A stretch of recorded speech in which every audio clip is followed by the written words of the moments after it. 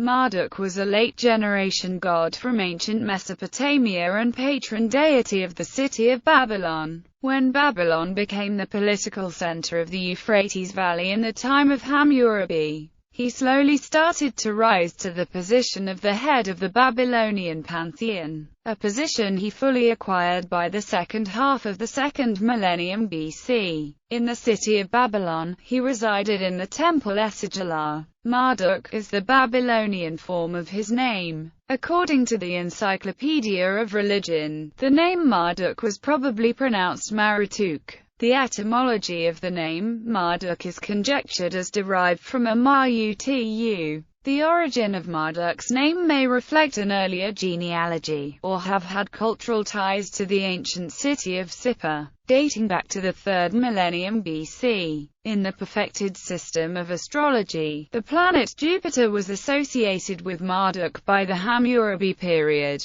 Mythology. Babylonian Marduk's original character is obscure, but he was later associated with water, vegetation, judgment, and magic. His consort was the goddess Sarpanit. He was also regarded as the son of Each and Damka and the heir of Anu. But whatever special traits Marduk may have had were overshadowed by the political development through which the Euphrates Valley passed, and which led to people of the time imbuing him with traits belonging to gods who in an earlier period were recognized as the heads of the pantheon. There are particularly two gods, Each and Enlil, whose powers and attributes pass over to Marduk. In the case of Each, the transfer proceeded pacifically and without effacing the older god. Marduk took over the identity of Isaluhi, the son of Each and god of magic, so that Marduk was integrated in the pantheon of Eridu, where both Each and Isaluhi originally came from. Father Each voluntarily recognized the superiority of the son and hands over to him the control of humanity.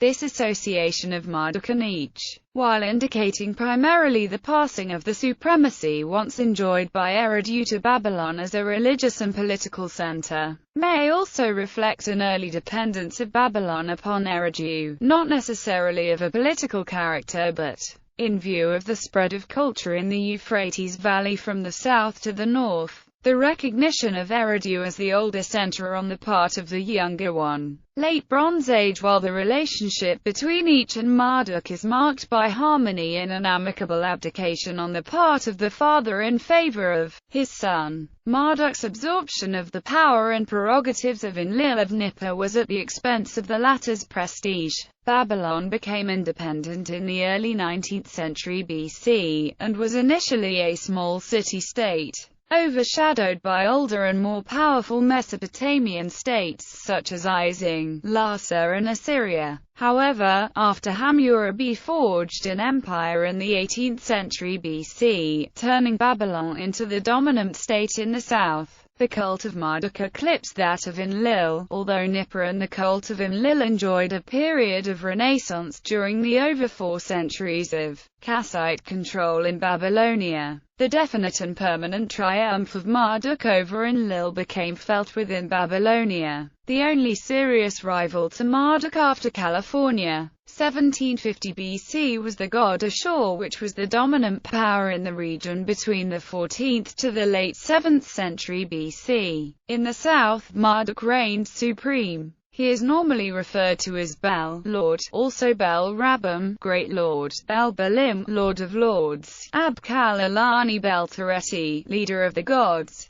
Aklu Bel Tereti, the Wise, Lord of Oracles, Mubalit Might, Reviver of the Dead, etc. When Babylon became the principal city of southern Mesopotamia during the reign of Hammurabi in the 18th century BC, the patron deity of Babylon was elevated to the level of supreme god. In order to explain how Marduk seized power, a Numer-Elish was written, which tells the story of Marduk's birth, heroic deeds and becoming the ruler of the gods. This can be viewed as a form of Mesopotamian apologetics. Also included in this document are the 50 names of Marduk. In a Numer-Elish, a civil war between the gods was growing to a climactic battle. The Anunnaki gods gathered together to find one god who could defeat the gods rising against them. Marduk, a very young god, answered the call and was promised the position of head god. To prepare for battle, he makes a bow, fletches arrows, grabs a mace, throws lightning before him, fills his body with flame, makes a net to encircle Tiamat within it, gathers the four winds so that no part of her could escape,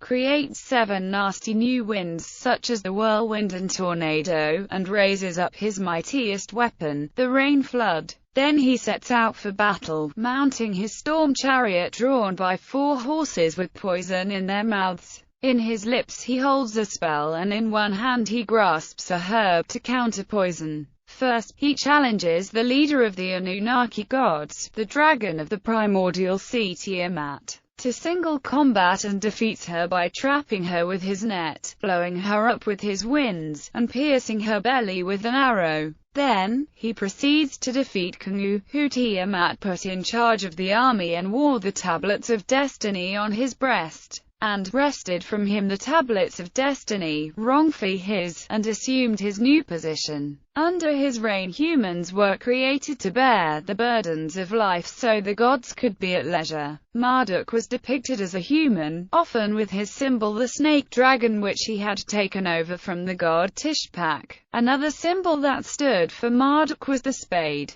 Nabu, god of wisdom, is a son of Marduk. The 50 names of Marduk. Leonard W. King in the 7 tablets of creation included fragments of god lists which he considered essential for the reconstruction of the meaning of Marduk's name. Franz Boll in his 1936 study of the 50 names also referred to King's list. Richard Littker noticed a similarity between Marduk's names in the An-Anum list and those of the Enuma Elish, albeit in a different arrangement. The connection between the An-Anum list and the list in Enuma Elish were established by Walter Sommerfeld, who used the correspondence to argue for a Kassite period composition date of the Enuma Elish. Although the direct derivation of the Enuma Elish list from the An-Anum one was disputed in a review by Wilfrid Lambert. The Marduk Prophecy. The Marduk Prophecy is a text describing the travels of the Marduk idol from Babylon, in which he pays a visit to the land of Atta,